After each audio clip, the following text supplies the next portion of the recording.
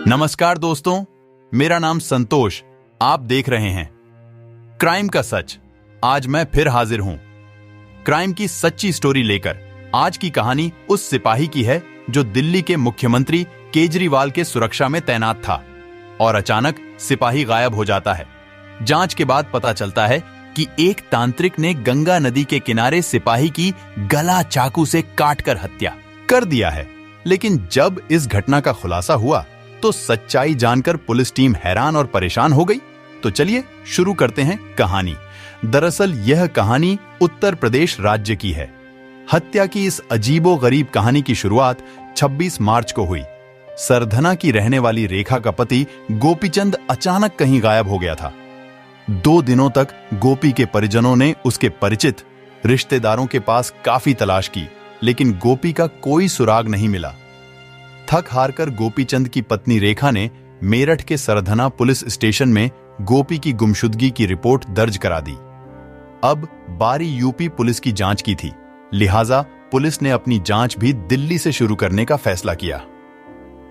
गोपीचंद यूं तो दिल्ली पुलिस में कांस्टेबल था और सीएम अरविंद केजरीवाल की सुरक्षा में तैनात था। यूपी पुलिस ने दिल्ली से पता किया तो जानकारी मिली कि गोपीचंद ने ऑफिस से 14 दिनों की छुट्टी ले रखी थी। रिकॉर्ड के मुताबिक गोपी ने अफसरों से 26 मार्च से 10 अप्रैल तक की छुट्टी ली थी और मेरठ जाने की बात की थी। पुलिस की टीमें हैरान परेशान थीं कि आखिर एक पुलिस वाला कहां कैसे गायब हो गया। पुलिस को ना तो गोपी के मोबाइल की लोकेशन मिल रही थी और ना ही उसकी बाइक का कोई अता पता चल रहा था। इस बीच गोपीचंद की पत्नी रेखा ने जिले के बड़े पुलिस अफसरों से मुलाकात की और पुलिस को बताया कि गोपीचंद का सिरजेपुर के किसी तांत्रिक से मिलना जुलना था। सिपाही कराना चाहता था। तंत्र से पत्नी की हत्या अब पुलिस के शक के दायरे में सिरजेपुर का तांत्रिक गणेशानंद था। थोड़ी ही मशक्कत के बाद मेरठ पुलिस ने गणेशानंद को हिरासत में ले लिया। ये तांत्रिक बेहद चालाक था और लगातार पुलिस के गुमराह कर रहा था। पुलिस के पास तांत्रिक की गिरफ्तारी के लिए कोई पुख्ता सबूत नहीं था। इसी बीच पुलिस की एक टीम को गोपीचंद के मोबाइल नंबर से किए गए यूपीआई ट्रांजैक्शन के सुराग मिले। ये पैसे ऑनलाइन 26 मार्च को तांत्रिक गणेशानंद को ट्रांसफर किए गए थे। पुलिस का शक पुख्ता हो गया कि हो ना हो गोपीचंद की गुमशुदगी में तांत्रिक गणेशानंद का हाथ है।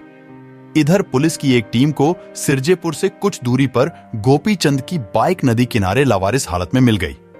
लिहाजा अब पुलिस ने बिना वक्त गंवाए तांत्रिक गणेशानंद को गिरफ्तार कर लिया। पुलिस ने सख्ती से गणेशानंद से पूछताछ की तो बेहद चौंकाने वाला खुलासा हुआ। गणेशानंद ने पुलिस को बताया कि उसने ही गोपीचंद की हत्या की थी। हत्या की वजह सुनकर पुलिस अफसरों के पैरों तले से जमीन खिसक गई। तांत्रिक ने पुलिस को बताया कि गोपीचंद से उसकी मुलाकात 1 साल पहले हुई थी। गोपी अपनी बीवी रेखा की हत्या कराना चाहता था। गोपी चाहता था कि तांत्रिक गणेशानंद तंत्र मंत्र की मदद से रेखा की हत्या कर दे। गणेशानंद रेखा की हत्या के लिए मान भी गया और उसने गोपी से कई किश्तों में रेखा की हत्या के लिए 4.5 लाख रुपए भी ले लिए। इधर गोपीचंद के रेखा से लगातार झगड़े बढ़ते जा रहे थे। इस बार ड्यूटी से छुट्टी लेकर गोपी तांत्रिक से मिलने पहुंचा और कहा कि 1 साल हो गया और रेखा का कुछ भी नहीं हुआ। इस बार ढोंगी तांत्रिक ने गोपी को दिलासा दिया कि रेखा की हत्या हो जाएगी। तांत्रिक गणेशानंद ने गोपी को 26 मार्च को एक जिंदा मुर्गा और 1.5 लाख रुपए लेकर सिरजेपुर आश्रम बुलाया। तंत्र क्रिया का झांसा देकर गणेशानंद गोपी को गंगा किनारे ले गया और उसे नदी किनारे आंख बंद करके लेटने को कहा। तांत्रिक गणेशानंद के पास एक बड़ा तेजधार चाकू भी था। इस चाकू से पहले तांत्रिक ने मुर्गे की गर्द काट दी और पलक झपकते ही चाकू से गोपीचंद का गला रेत दिया। नदी किनारे तड़प तड़प कर गोपीचंद की मौत हो गई। हत्या के बाद गणेशानंद ने गोपी का लाश गंगा में बहा दी, साथ ही मोबाइल और बाइक भी नदी में फेंक दी। दरअसल ढोंगी तांत्रिक गणेशानंद पहले की 4.5 लाख रुपए गोपीचंद से डकार चुका था। अब गोपी के पास 1.5 लाख रुपए और था। गणेशानंद जानता था कि वो तंत्र के जरिए रेखा की हत्या नहीं कर सकता, लिहाजा उसने गोपीचंद की हत्या कर दी। पुलिस ने तांत्रिक गणेशानंद को गिरफ्तार कर लिया है। पुलिस को अभी तक गोपीचंद की लाश बरामद नहीं हुई है।